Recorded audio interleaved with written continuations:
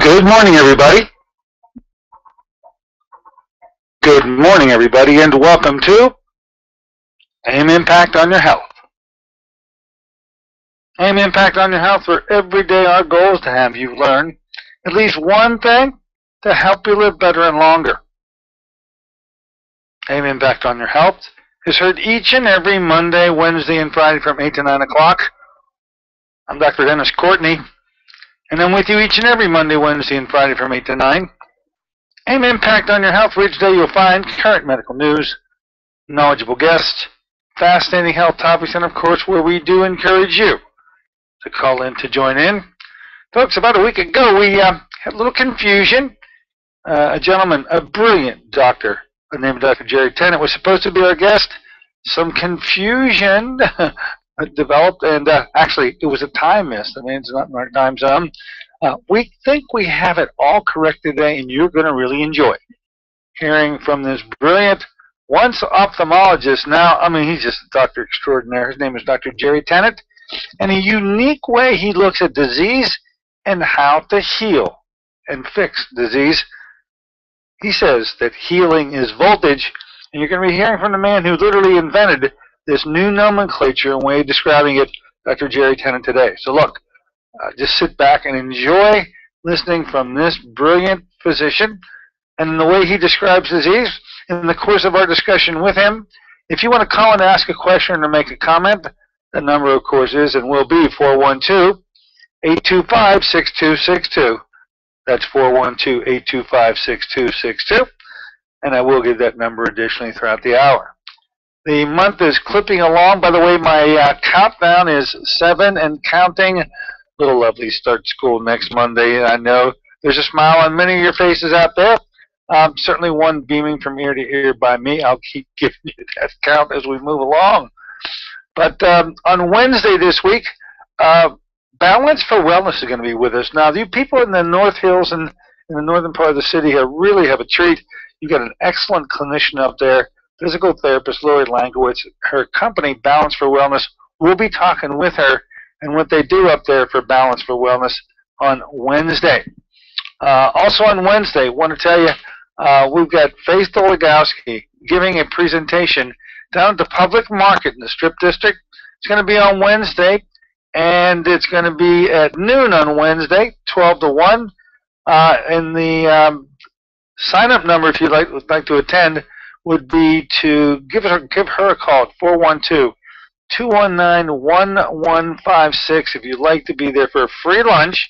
And by the way, another mention is that there'll be another Berussia testing. I'll be letting you know all over the city and Western Pennsylvania area where you can go and try these things. Last week it was my office. This week it's down in the Strip District, Public Market, 2401 Penn Avenue. Faith will be there talking about gluten-free and how to understand it, but also to allow you the opportunity for a tasting. Once again, 412-219-1156 to be able to pull that one off. Next Monday, we're going to have our launching show on a program called TLS. That is the Transition for Life Systems program. Those of you who think you'd like to have some formal coaching and direction with either weight loss or getting hold of your carbohydrate concerns, you want to pay close attention to our show next Monday. We're launching a program, the first episode of which will be on Saturday, September 27th. It'll be a 10-week, every Saturday now at 9 o'clock, starting on September 27th, will be another way for you, another guide for you to follow and on that transition to a new lifestyle for you, enabling you to gain control of all sorts of eating issues and weight control issues. More about that with Dr. Tyson Swigert on the 25th, and Patricia, the one who will be coming down from the Johnstown area, to do the coursework. Beresha is really getting a foothold. It's beginning to creep up in all aspects of the Western Pennsylvania area. I'll be letting you know as other clinicians come on board with it. We're very happy with Beresha, this new company that has launched, literally newly launched in July, and then 3 dynamite products: a coffee, a tea, and a lemonade that is thermogenic, satiety quenching, low glycemic index with blunting of cephalic responses to hormone releases. These are 4 components that all the products do provide, and hopefully you will be interested enough to give us a call on it. Go to my website. The way I would do this is go to pittsburghiprotocol.com, and on the opening page there's an icon marked products. When you click on the products icon, you're taken to the list of all the products that I endorse, but the very first entry there is Beresha International. Click on it. It'll take you to the Beresha site. You'll already be invited through the back door to get into the site, and you can either purchase product, join for a $49 fee, and get the products at extremely cut discounted prices, a wholesale price as opposed to a retail price. And the description of all the products will be located and found right there, the Beresha line. Once again, go to pittsburghiprotocol.com and click on the products icon and go to Beresha. Speaking of the Pittsburgh Eye Protocol, this is our week for another 3-day treatment program. It begins today. I'll let you know on how things went by the time we get to Wednesday, and I'll let you know also when the next up-and-coming program will be in the month of September. I am checking. I don't really see it here yet, so that means I will have it completely inked, the dates. There'll be a 3-day program there. If you're looking forward to becoming a part of the treatment program here, the Dr. Ed Condrat 3-day eye treatment protocol, you can give us a call here at 724-942-3002. Ask for Sister Sarah. Sarah will get you straightened out and lined up for the next course, next treatment program, which will be held in September. Looking into September, I can tell you right now, on the 8th, that'll be Susie Weiss on board with us. She'll be here for a free seminar on the essential oils via the Young Living Company. She's here on the 8th. The seminar will be on the 11th, which is the second Thursday at 10 o'clock in the office. And Dr. Susan Smith-Jones will be our guest on the 10th of September. And it looks like Connie Strasheim, Creating a Toxin-Free Body and Home, will be our guest on the 15th. Anyway, that's how things are lining up. Now, when we get to our guest today, you will be treated to the explanation of health and disease in the most unique way you ever heard from one of the most unique doctors you'll ever find. His name is Dr. Jerry Tennant. He is our guest today. We'll be right back in a moment with Dr. Jerry Tennant.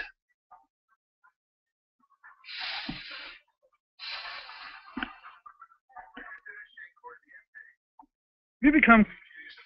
Okay, we got him. Hold on. Okay. It seems that every time you... Dr. Tennant.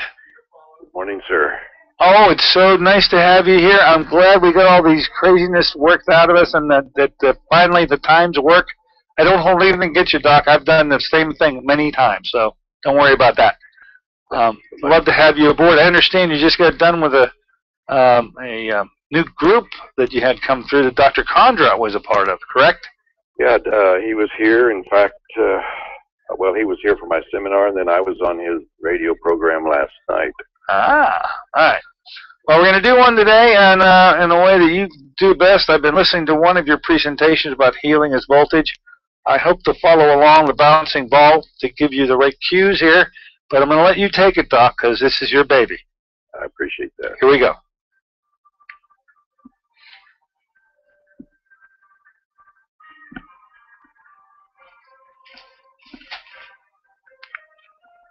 Good morning, ladies and gentlemen. Welcome back once again to AIM Impact on Your Health. Heard here on KHB 620 each and every Monday, Wednesday, and Friday from 8 to 9. I'm Dr. Dennis Courtney with you today in the Monday morning version of the show, and a very special treat for you, our listeners, today. We tried to pull this off a week ago. Things have finally lined up. The stars are in alignment, and our guest today is one that I'm sure you're going to enjoy. This gentleman, has an illustrious career, accepted in the medical school at the age of 19, graduated the top 10 of his class, founded the Outpatient Ophthalmic Surgery Society, taught surgeons around the world to do outpatient eye surgery, and was instrumental in getting Congress to pay for outpatient surgery. He has had one illustrious career on the conventional side, but things changed. We're going to find out why they changed, because what he's moved into now, he invented himself, and he now describes something called healing is voltage. Anyway, our guest today is a brilliant physician, and I just enjoyed listening to him when I first met him in Phoenix, Arizona, and now we have him here with you. His name is Dr. Jerry Tennant. Good morning aboard, and welcome aboard, Dr. Tennant. Well, thank you so much, and thank you for having me. Dr. Tennant, I think pretty much your story in terms of the conventional realm has a hitch in it. While you were doing all those wonderful surgeries, the LASIK surgery, first to probably do thousands of cases in it, the work in that arena ended up leading you to health challenges. And I think the greatest way to begin with you is to talk about that point, because things really changed in your life, and you turned extremely ill. Could you tell our listeners about that time warp that you got caught up in a while back? Sure. Well, I practiced conventional ophthalmology from 1964 to 1995, and I did a lot of fun things, as you alluded to, but one of the fun things I got to do was I did the majority of the FDA study for the laser that's used in LASIK surgery for the company called Vissix. And I did about 1,000 cases here in the U.S. and about 2,000 abroad from 1991 to 1995. But even though I had a lot of fun doing it, what we didn't know at the time was that the laser wouldn't kill viruses. So as the laser would be removing cells from the cornea of the eye to change its power, it released these viruses, and they came up, went through my mask, through my nose, and into my brain, and I developed encephalitis and a bleeding disorder. So what happened was I got to where I could see a patient and know what was wrong with them, but I couldn't remember how to write a prescription. And in addition, I developed spastic movements, which doesn't work really well if you're operating inside somebody's eyeball. And for all of those reasons and some others, I just had to quit working at the end of November in 1995. So I spent about 16 hours a day sleeping, because I only had 2 or 3 hours a day in which I could think or even understand a newspaper, and then like a light switch would go off and I couldn't understand it anymore. So I went to see the best doctors I could find in the country, and they simply said, well, you have 3 viruses in your brain. We don't know what to do about it, so good luck to you. And so it became apparent that during those 2 or 3 hours a day I could think, that I would have to figure out how to get myself well. And so that began me on, that's the way I began this journey of trying to figure out how the body really works. So that's how things started. Would you like me to continue with the story? Well, I know so many doctors who underwent an epiphany where they moved to non-conventional treatment, but I've never heard of a doctor that I know of that said, I'm so bad off that I better figure out a way to be able to correct myself, because there is no correction for me. I'm seeing the best doctors there are. That step is a little different. Did you feel you could take that one on at the time, or you just knew you had to do something because there was no help available for you? Yeah, they made it quite clear that they didn't know what to do about viruses and brain, and they basically said, don't call us, we'll call you, kind of thing, and good luck to you. So So yeah, it was just obvious to me that I was either going to just lay here and die, or I had to figure out something different. How is it that you moved into an arena? And of course, you're very famous for the quotation, healing is voltage. But at what point was the aha moment that you started to, and literally now have developed a full lexicon and description of disease as I read it in every other context from a conventional, but you put it in electrical terms, and we're going to get into much of those terms today. What was that aha moment for you? Well, one of the things I'm prone to do when I get interested in the subject is go out and buy half a dozen or more books about that subject. And as I was sitting here in this chair one day, I said, you know, if I could figure out how to make one cell work, I could make them all work. And so I bought these books on cellular biology, which I hadn't read for about 30 years, and started reading through them. And in each and every book, there would be anywhere from a sentence to a page about the fact that cells are designed to run at a pH of 7.35 to 7.45. And I really didn't remember too much about pH. I knew it had to do with acid-base balance, but I decided I needed to know more about that subject. So I began to study pH and came to realize that pH is simply a measurement of voltage in a solution. So if you think about copper wire that's bringing voltage to the lights in your home this morning, or makes your car work, if the switch is on, well, the electrons are flowing through that conductor. So when you think about a solution like water or any other liquid, it has the opportunity to either be an electron donor or an electron stealer. And so to measure the voltage in a solution, you use a very special kind of voltmeter that tells you what the voltage is and whether it's electron or donor or electron stealer. So the way things are set up is that if when you measure the voltage, it's an electron stealer, you put a plus sign in front of the voltage. And if it's an electron donor, you put a minus sign in front of the voltage. And then you convert the voltage that you get to a logarithmic scale between 0 and 14 and call it pH. So plus 400 millivolts of electron stealer is the same thing as a pH of 0. And minus 400 millivolts of electron donor is the same thing as a pH of 14.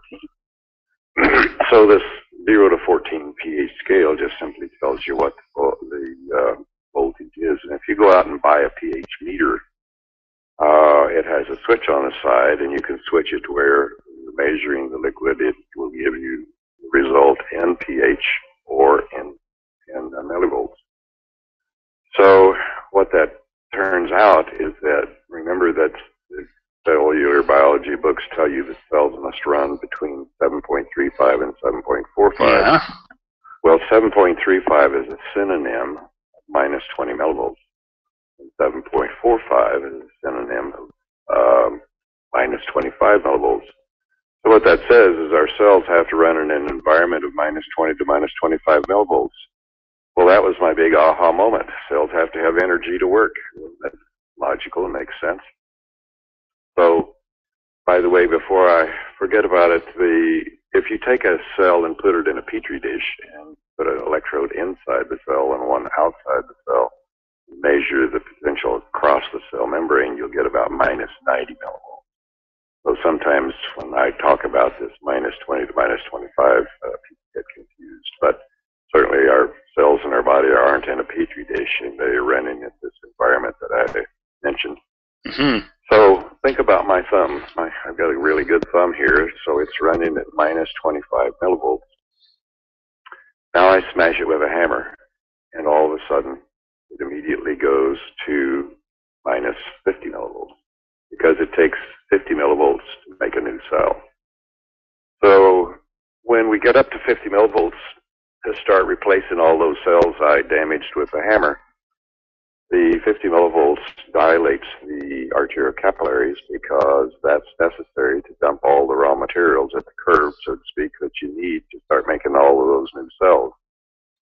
Well, when those arterial capillaries dilate, then you get swelling and redness and heat. and a pulsing pain.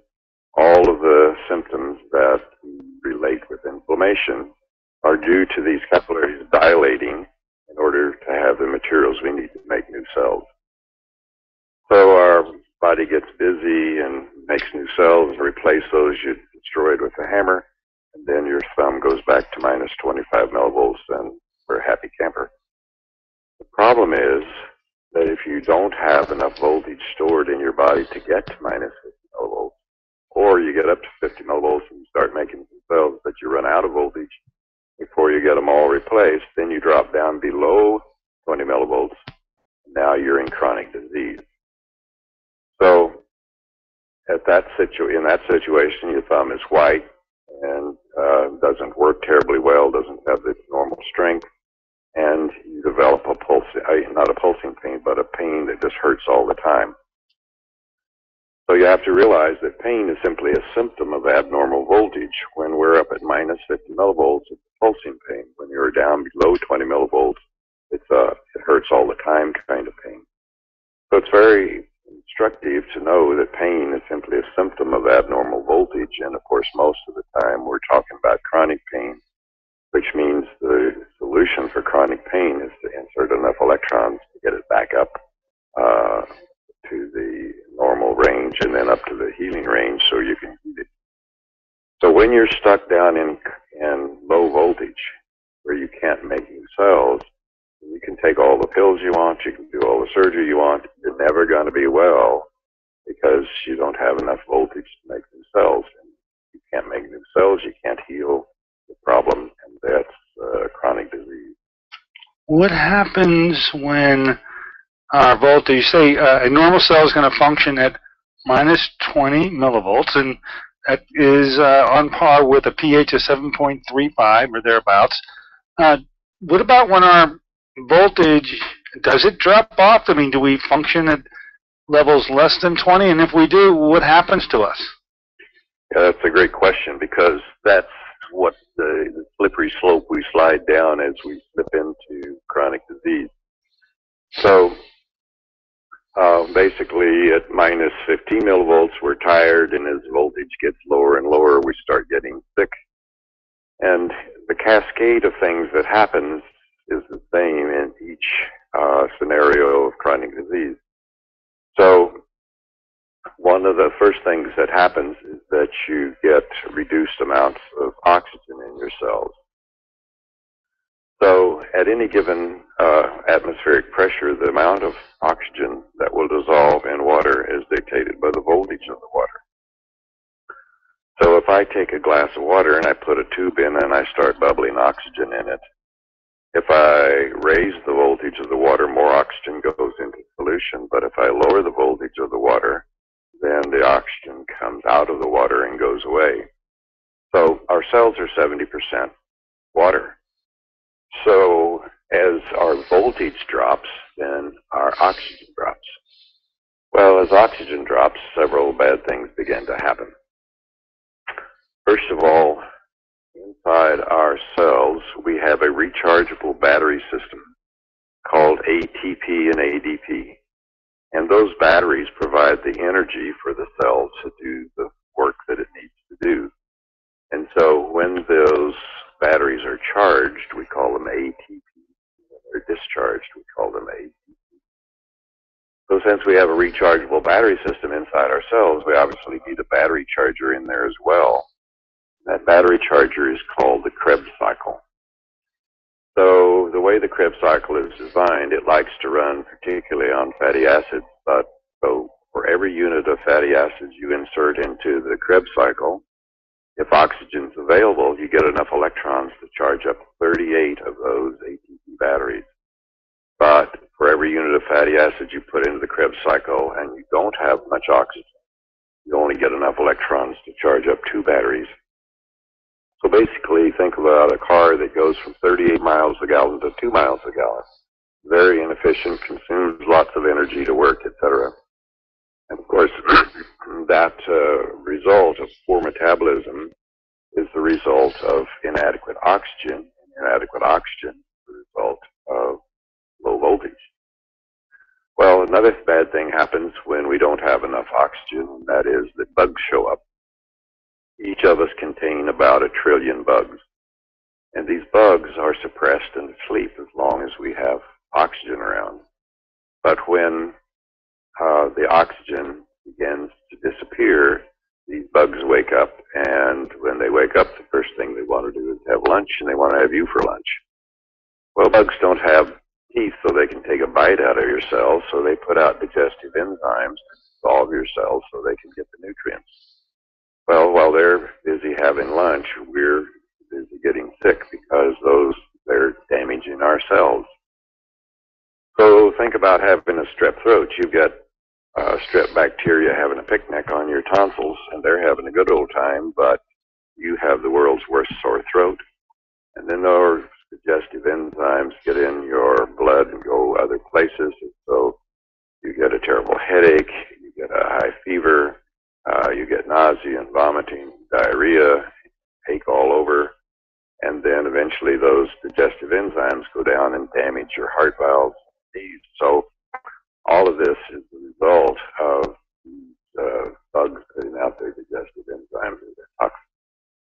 Well, the problem is that as your voltage and oxygen get lower and lower, these bugs shed their cell membranes and become what are called stealth pathogens or cell wall deficient organisms.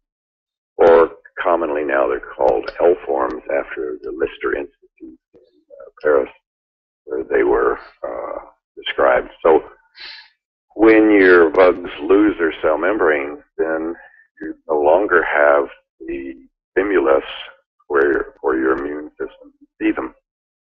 So these cell wall deficient bugs become sort of like our airplanes that the radars can't see. They're there and they do lots of damage, but we can't see them. So when the bugs lose their cell membranes, you don't get a fever, you don't get a high white blood count or a change in your blood count.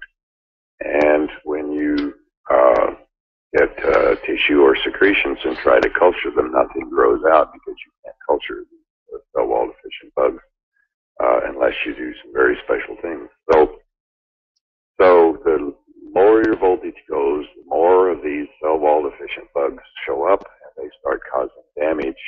And they end up causing what I believe is what we call in traditional medicine autoimmune disease, in that you get all of this damage to cells, but you can't culture anything, and again, you don't have the signs of infection. But we got these enzymes going all over the place causing damage. And then as the voltage keeps getting lower and lower, finally when you change polarity and get down to plus 30 millivolts, you get cell wall deficient fungi that show up, and this is what is always associated with malignancy. So basically we've described everything from minus 15 millivolts where you're tired to plus 30 millivolts where you have a malignancy, and all of that is associated with the level of voltage and oxygen that you have. And everything in between, from minus 15 to plus 30, you just took us down a road that brings into place so many pathological mechanisms, but one constant is this voltage component that is definitely missing in the literature that I've read up to this point, but you've done a great job of associating the diseases that every one of us face through your concept of voltage and the fact that as you move from negative to positive, you're getting sicker and sicker and sicker. Yep. And if you think about it too, the other thing that's missing from most people's consciousness is the fact that we're constantly wearing ourselves out. And so we wear out the cells in our macula of our eye every 48 hours. The lining of our gut is replaced every 3 days. The skin you're sitting in this moment is only 6 weeks old. Your liver is 8 weeks old. Your nervous system's 8 months old, and so forth. And so we're constantly wearing cells out and having to make new ones. The other thing, of course, that makes an even greater demand is if you have injuries or if you have infections, that damages even more cells that we have to replace. So I've come to believe and understand that all chronic disease occurs when you lose the ability to make new cells that work. That's so important, I'd like to say it again. All chronic disease occurs when you lose the ability to make new cells that work. And making new cells requires minus 50 millivolts of voltage, but it also requires all of the raw materials it takes to make cells. And that's where the nutrition piece comes in. Mm. If a tornado comes through and blows down your house, and you have to build a new one, but you don't have any shingles, it's not going to be a very good house. Well, if you wear out or damage your cells, but you're missing vitamin C or vitamin B12 or the amino acids that it takes to make cells or whatever, it's not going to be a very good cell.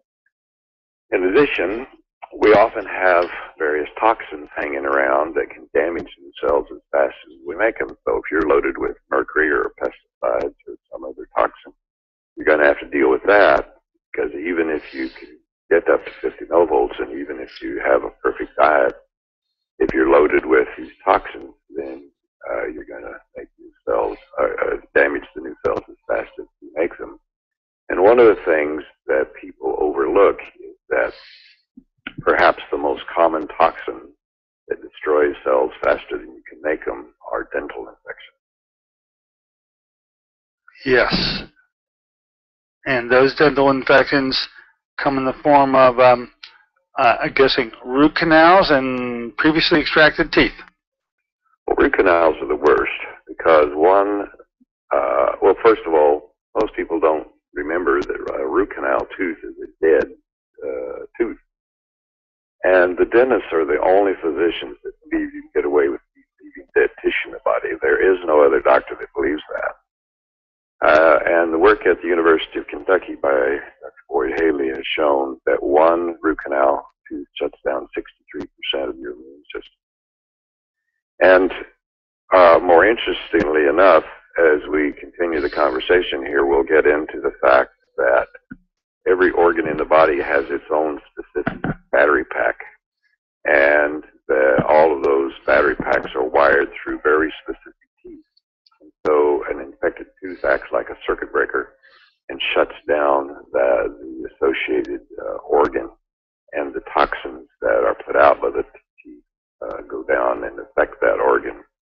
So, for example, now they've done DNA testing of bacteria and have been able to show that for example, the infections that may occur in the placenta of a woman who's having trouble with her pregnancy, the DNA that they find there is exactly the same as they find in the associated tooth.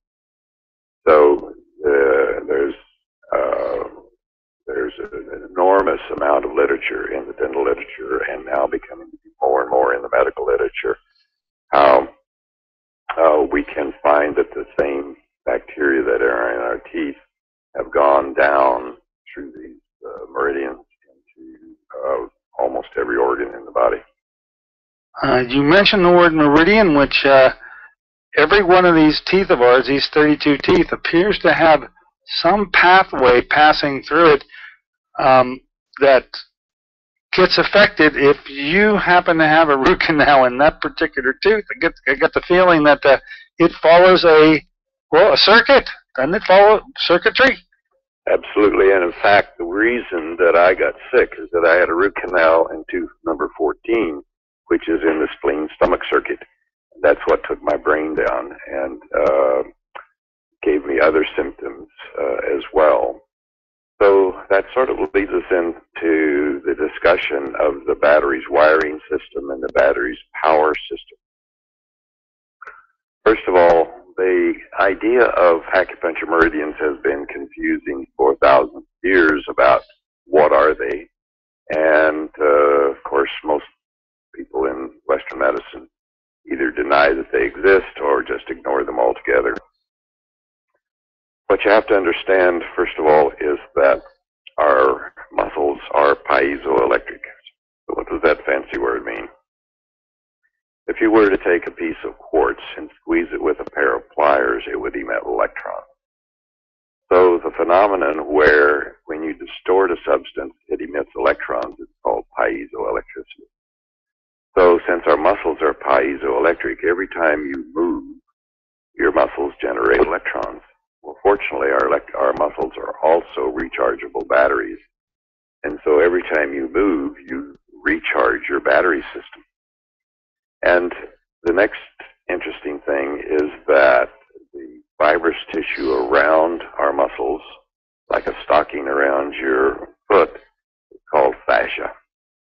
And fascia is a fibrous substance that you see every Christmas when you carve your Christmas turkey. It's that shiny stuff around the muscles. Well, fascia is interesting because the way it's designed is that it becomes a semiconductor. So what's a semiconductor?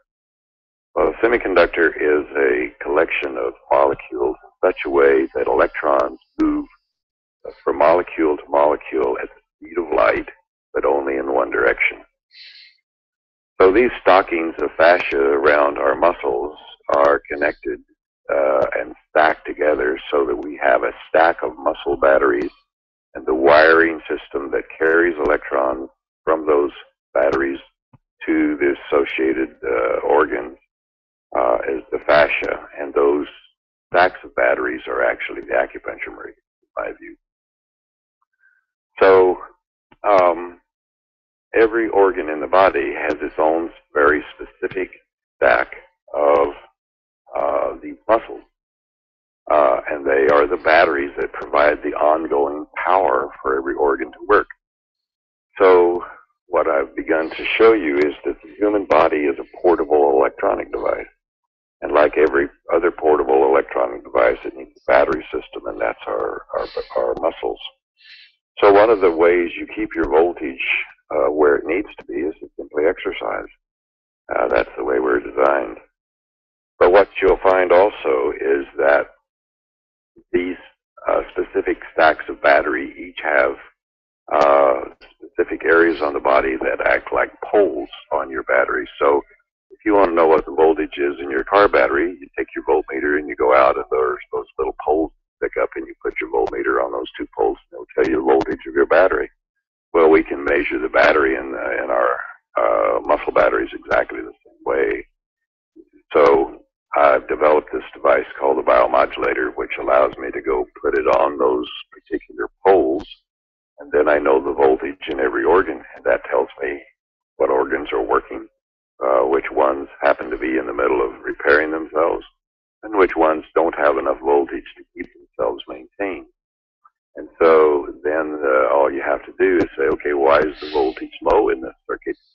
And then you will understand why that organ is unable to make new cells to keep itself repaired. So the first thing that usually happens is that people get a scar across one of these wires, fascial wires in a battery, and begin to drain off some of the voltage. And the other thing people are not usually aware of is that inside of a tooth, inside of every tooth, you have a pump that pumps fluid from inside the tooth into the mouth. And that flow of fluid is what keeps the teeth from getting decayed. Well, when you put a scar across one of these wires, these battery packs, it lowers the voltage enough, it shuts that pump down, and then the tooth gets decay. So the usual scenario for most illnesses is that kid falls off his bike when he's 6, gets a scar on his leg, and then that lowers the voltage in that circuit, and then a few weeks later he's got a cavity in the associated tooth, because every one of these battery wires goes through specific teeth. So he gets a decay, and so he gets filling, and that lasts for a few years, and he gets a bigger filling, and that lasts a few years, and gets a bigger filling, and that lasts a few years, and eventually you got a crown, that lasts a few years, and you get infection under the crown, and then now you finally have enough infection that the tooth acts as a circuit breaker and simply flips that circuit off. And then when the circuit gets flipped off, then the organs that are normally powered by that circuit begin to malfunction because they can't repair them. And now you're sick. And it all started with a bicycle accident when you were 6. Yep. What you have to realize is that most of the power supply to the brain actually begins down in your legs. So the frontal lobes of the brain get their power from what's called the spleen stomach circuit. The side of your head, which is temporal and parietal lobes, get its voltage from the gallbladder circuit. And then the center part of your brain, on the top center part of your brain, gets its voltage from what's called the bladder circuit. And then the midbrain gets its voltage from the liver circuit. So, for example, in my field of ophthalmology, the macula of the eye gets its power from, it's on the same circuit as the stomach. So whenever a person has macular degeneration, you will always find that they have low voltage in that power supply. And then you have to go ask, well, why is the voltage low in that power supply? Well, it'll be low. Often, usually you've got a scar. Usually you've got an infected tooth in the upper molar on that same side because that's in that same circuit. And, of course, the other thing that often contributes is thyroid hormone because it also affects the voltage. So you have to go fix those things and raise the power supply, recharge the batteries, and get rid of the things that make the batteries low voltage if you're going to repair the organ. So the other interesting thing about the eye is that even though it's just a few millimeters away, the optic nerve is on a different power supply than the macula. The optic nerve is on the liver circuit. So a person who has glaucoma is primarily low voltage in the liver circuit that keeps you from keeping the optic nerve repaired. Remember, the optic nerve, like the rest of the brain, takes 8 months to repair itself. So, I've been doing this for, I started in ophthalmology in 1965. One of the things that we noticed over the years is that in glaucoma, we always lost the battle. We would find somebody has glaucoma and their pressures were usually high, and we would use drops and lower the pressure. And then we would see that they were stable, and then we would see them 6 months or so later, and they've lost a little more vision, so we put them on some more drops, lower the pressure even more. And then another 6 months or a year, they're worse again. So you keep doing that, and you keep doing that, and you keep doing that, and you almost always lost the battle eventually. Well, I think we lost the battle because pressure is only one of the issues that is part of the circulation of the eye, but there are many others, namely the voltage and the raw materials. And so glaucoma, in my view, is really just a loss of the ability to make new cells to replace those that wear out in the optic nerve. That occurs every 8 months. So you have to refocus what the paradigm is and realize that although pressure affects the circulation, there are other things that affect the circulation, such as nitric oxide, and there are other things that affect the voltage, which we've been talking about. And most people are not aware that all of the nervous cells are 50% cholesterol by weight. So if you want to guarantee that your brain and your optic nerve and your spinal cord are unable to repair themselves, take statin drugs. Because statin drugs block your ability to have available cholesterol, and your nervous system simply can't keep itself repaired if you don't have lots and lots of cholesterol. So, as you began to see, as we started this discussion, the characteristic of all chronic disease is low voltage, but you must also look at the nutrition piece, and you must also look at what toxins are available that are damaging cells. And if you go through the checklist of everything that affects voltage, including scars, teeth, thyroid hormone, fulvic acid, and emotions, all of those, by the way, emotions are simply magnetic fields that are stored in the tissue and block the flow of energy. So if you go through the checklist and fix all of those things, then the body remembers how to heal itself and begin the process of healing.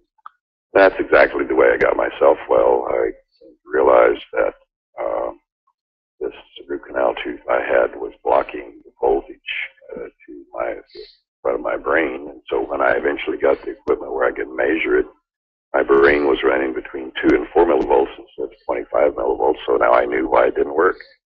And then the next trick was to figure out why the voltage was low, and it turned out to be that root canal tooth. 48 hours after I had the root canal tooth, my platelet count went from 30,000 to 150,000 in just 48 hours. So namely, my bleeding disorder was cured in 48 hours by simply pulling that tooth. And I see that over and over and over again, that teeth are a major contributor to why people are sick. In fact, it's my observation, my patients, that essentially all so-called autoimmune diseases are caused by dental infections. Big statement there. You were ill. You decided you better go find out a way to get you better, because nobody else looked like they were going to have help for you. It looks like you certainly did create an explanation for how it is that anybody, in your particular case, it was a brain thing, but I think you laid the groundwork for just about every disease that a human being could confront. As we're coming up to well beyond the halfway point in this show, describing how disease occurs so well, could you take a few moments and let's talk about the other side. How do you get healthy as best you can to get voltage back up so that you're at a negative 20 once again? Yeah, we're not going to have enough time left in the show to go over all of the checklist of things. So if I may, I'd like to just mention that I have a book where I would describe. Oh, please talk about this book. People are going to want to know how to find out more. Why don't we just take the moment right now and say, Doctor, tell our listeners how they can learn more about healing as voltage. Well, I have a couple of books. One is Healing is Voltage, the handbook, and the other is Healing is Voltage, Healing Eye Disease. Both are available from my website or from Amazon and are on Kindle. And your website, Doctor? It's www.Tennant Institute, and that's spelled TENNANT, TennantInstitute.com. And I'm in the Dallas, Texas area, and my office is 972-580-1156. 972-580-1156. And so, I also have some videos on YouTube, et cetera, et cetera. Oh, yeah, I encourage everybody to head to the YouTube, and you'll find an explanation over and over again. The concepts that Dr. Tennant has put forth today have been spoken many times, and you'll be able to see him face to face by looking at the YouTube presentations that he has. So maybe a better way to end our show today, which almost begs the ability to have another show, Doctor, but you went ahead and developed this thing called a biomodulator. I think spending some time to let our listeners know there's actually, this is a game of electronics. You have an electronic component to how you can help yourself get back to where healing, the voltage has been correcting and healing has already been complete. Yeah, if you're going to figure out what's wrong with you and how to get well, you have to think like an electrician instead of thinking like a physician. You have to go out and say, okay, what's going on with the voltage in every organ, and does it have enough voltage to keep itself running? Does it have minus 25 millivolts, and does it have enough voltage to keep itself repaired, namely minus 50 millivolts? So what we did was to develop this device called a biomodulator, which has a sort of a voltmeter mode in it, where, as I mentioned, you can go measure the voltage in every organ, and it doesn't take very long for me to teach you how to do that. And then for the ones that are low in voltage, you, of course, go looking for the reason. You look for a scar, and you can use my device to fix scar. You look for dental infection. You can actually use a Radio Shack voltmeter to find most of the dental infections. That I tell you how in the book. And then you must do thyroid labs and be sure you're not hypothyroid. And it also discusses in the book why the lab values that your doctor gets are incorrect. And then while you're figuring out how to fix all of these things, you can switch the biomodulator into a treatment mode where it will insert electrons into the body at a waveform and frequency that they will transfer the energy to the cell membranes and to the muscle batteries so that you can recharge the battery and replace the voltage in the body. And you can see some fairly dramatic things, not only with macular degeneration, but essentially every organ in the body, as you mentioned, will respond if you correct its voltage, provided with the nutrition that you need to restore cells. And we have a whole simplified way of where we took, what I did is I went through the physiology books and I wrote down everything that I could find that cells need to work. Went to a biochemist and said, okay, put all of this into one powder because I'm tired of people having to open 20 different bottles of stuff every morning. And so we have that all in one shake that you make in the morning, provides you basically everything the body needs to make cells for that day. And then we find that most of the toxins in the body can be removed with either fulvic, F-U-L-V-I-C, or homeopathy. And so we use those combinations to detox the body along with a good liver gallbladder cleanse. And then people go out and get well. So we've tried to make it simple. The neat thing about this, Dennis, is that, you know, in medical school, we learned that basically for every illness, we had to learn and memorize a treatment. And so that's what made it so complicated. With this system, no matter what the illness is, you basically treat it the same way. You go in and figure out why you can't make new cells. And it's always some combination of not enough voltage, not enough nutrition, or toxins that are damaging cells.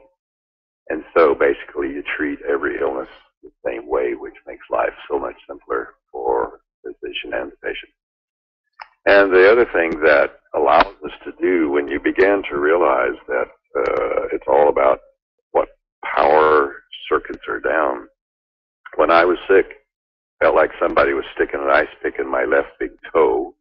My spleen was swollen and painful. I had terrific stomach pain. And as I mentioned, I couldn't think. And then eventually I ended up with a scar on my left macula. And all of that was, a traditional doctor would never associate pain in the left big toe with a scar in your macula. But it's easy to see why those are all caused by the same thing when you realize that the power supply for everything I mentioned starts in the big toe and ends up in the frontal lobes of your brain. So they're all on the same circuit. So when you come home from work and you see that the lights are off in your kitchen and the refrigerator is off, you come into the living room and the lamp won't turn on, and you go into the bedroom and the light switch won't work, you say, oh, I've got a circuit breaker out. And you go out in the garage and flip it on and all those come back on. Well, the body's the same way. You'll begin to see that these things, that various symptoms that people have that seem to be totally unrelated are related because they're all on the same power supply. Perfect example of that is when I started reading about acupuncture, it said that emotions are a problem of the gallbladder circuit. And with my Western brain, I thought, gallbladder emotions, that makes absolutely no sense. Well, when you realize that the gallbladder and the part of the brain where emotions are stored are on the same power supply, it makes perfect sense. So I just have to tell you that it's so much fun to see people who have been struggling with their health for 10 or 15 years and just can't get any solutions, can't figure out what to do. And in a matter of a few minutes, you can see what power highs, lows, see what's going on, and see them get well. Why at age 74 I'm still working and having lots of fun. You sure are. And I tell you what, Doctor, you just can't lay the groundwork for how well this system works. You got to come back. And I'm going to beg you to come back and talk about that other side, the correction side. Will you do that sometime in the very near future if I can arrange it? Sure, be delighted to come, and I appreciate that so much. Absolutely. My pleasure to have you here today. To hear that there is another way of looking at these problems, complex problems, that I think you put it best when you said nobody would connect the big toe to something going off in your brain, but it makes so much sense when you start looking at circuits and voltage and how to restore it. That well, we just have to have another show. And your biomodulator, which was a device you invented, people can read about it more between now and then, but hopefully we'll be able to come back much sooner and get on that other side. Well, I think the poker will still be hot, Doc. There'll still be freshly learned material from this show. We'll move to another show. Fair enough? Thank you so much, and I wish everyone health and wellness because obviously if you don't have your health, not much else matters. Well, you said a mouthful there. Dr. Tennant, thank you for allowing me to invade your morning. I will talk to Deb, and we'll get this thing going for a revisit in the very near future, Doctor. All right. Be well. Absolutely. There you have it, ladies and gentlemen, Dr. Jerry Tennant. The most unique, different way you've ever looked at the body and what can go wrong in the body, and maybe, just maybe, that's resonated with you because of the complexity of your problems. No one seems to be able to put this together.